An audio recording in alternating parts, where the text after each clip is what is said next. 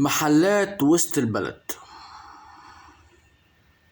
بدءا من شارع 26 يوليو او مطاعم وسط البلد، بلاش محلات دي. بدءا من شارع 26 يوليو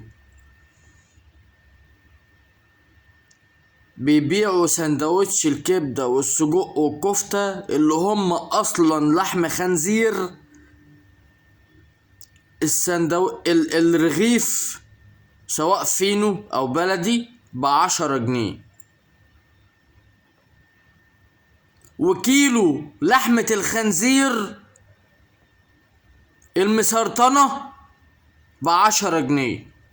يعني هما بيجيبوا الكيلو ب10 جنيه مسرطن، ويبيعوا ويعملوا من الكيلو 500 سندوتش، السندوتش ب10 جنيه، والناس بتاكل عادي جدا.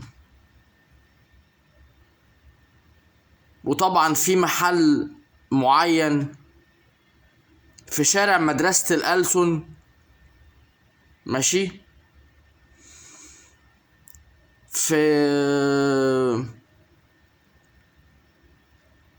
يعني حد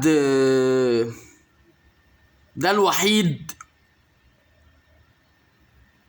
اللي كان بيبيع ب5 جنيه، وفي ظرف اسبوع واحد بس نط ال10 جنيه. ده ب10 جنيه، ده اقل حاجة. ده في ناس فوق ال10 جنيه، وكله شغال بلحم خنزير.